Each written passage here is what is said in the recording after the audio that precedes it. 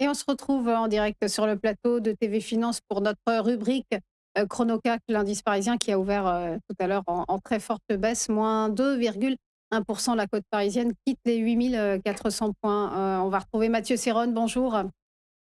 Bonjour Zline. Vous êtes trader et fondateur de Galileo Trading. Donc on le disait, forte chute sans surprise pour le CAC 40 ce matin au moment où la guerre en Iran ravive les craintes d'un embrasement généralisé de la région. Et pourtant, le CAC 40 aura terminé février en enfilant les records, mais ça, c'était avant. En effet, c'était avant ce week-end et comme indiqué depuis des semaines, des mois, on sentait les indices actions à bout de souffle dans l'attente d'un catalyseur, surtout donc, en ce qui concerne le DAX et aux États-Unis le SP500 et le Nasdaq. Comme vous le disiez, le CAC avait une configuration un petit peu différente avec une surperformance assez forte et des records jusqu'à vendredi dernier et les frappes israélo-américaines en Iran ce week-end ont rebattu les cartes avec déjà vendredi des indices quant à ce qu'il allait se passer ce week-end, dans la mesure où les États-Unis ont invité leurs employés dits non essentiels présents en Israël à quitter le pays. Et ça, c'est paru en milieu d'après-midi vendredi. Selon le Daily Mail, Trump affirme que le conflit avec l'Iran pourrait durer 4 semaines. Bon, ça vaut ce que ça vaut.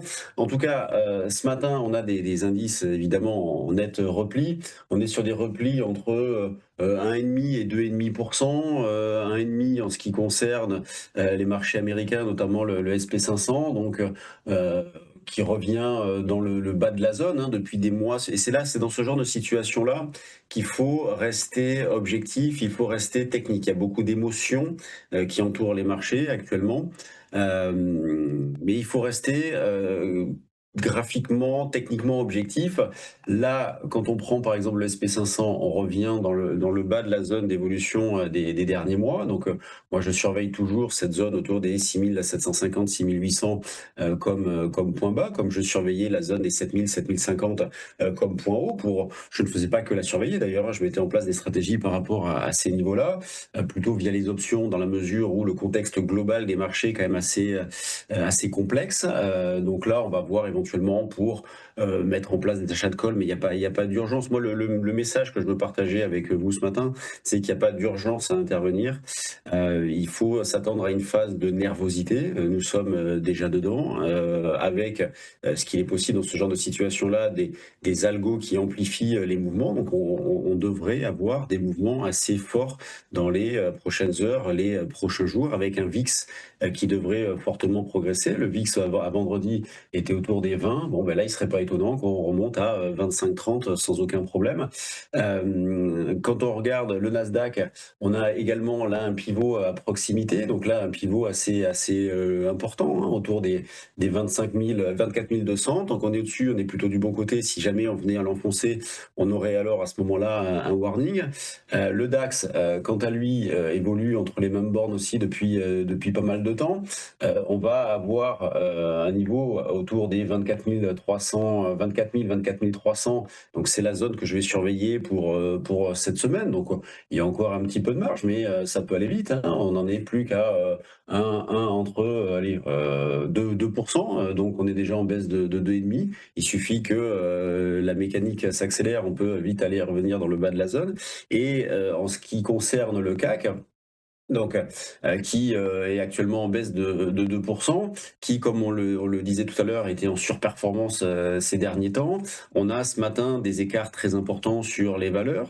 La plus forte hausse est en total qui prend 5%, qui en prenait même 8-9 à l'ouverture. La plus forte baisse, Accor, qui perd 9,5%. Donc, dans ce genre de situation-là, on peut en profiter. Alors, on n'est pas pressé, on n'est pas à la minute non plus, mais pour acheter des dossiers sur lesquels on a des convictions fondamentales et qui reviennent sur des repères graphiques. En tout cas, moi, c'est ce que je vais faire. J'ai déjà ciblé quelques valeurs. Pour en revenir à l'indice, eh bien, on est dans une phase, on arrive un peu sur une zone pivot, 8350 et un niveau intéressant, 8300, 8350 va être une zone intéressante. On va dire que tant qu'on est au-dessus, on évite une fragilisation plus forte. Alors, de là à acheter?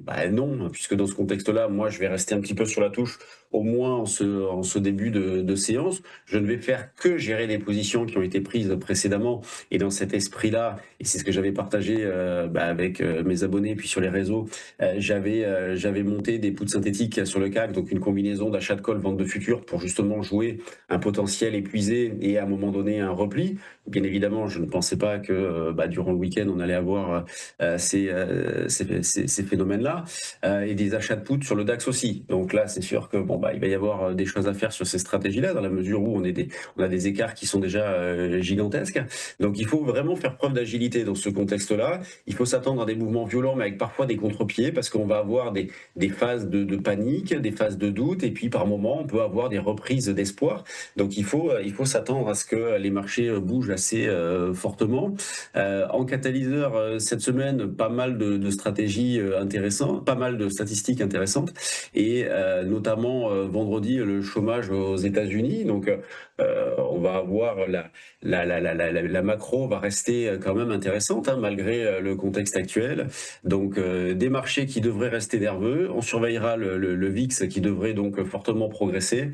Et des biais baissiers, on avait des potentiels épuisés, des biais baissiers un petit peu partout, mais pas véritablement encore sur le CAC. Je surveille plutôt le pivot 8300, 8350. Et quand on regarde de plus près le CAC, eh bien, c'est le niveau sur lequel on a tenu ce matin, puisqu'au plus bas, pour l'instant, nous avons fait 8360 sur le futur CAC 40. Merci beaucoup, Mathieu Serron, pour votre décryptage et on vous souhaite une belle journée et une belle semaine. Merci à vous aussi. À suivre après une nouvelle pause, le Flash Forex, ce sera avec Philippe Lermy. On va évoquer les devises. À tout de suite.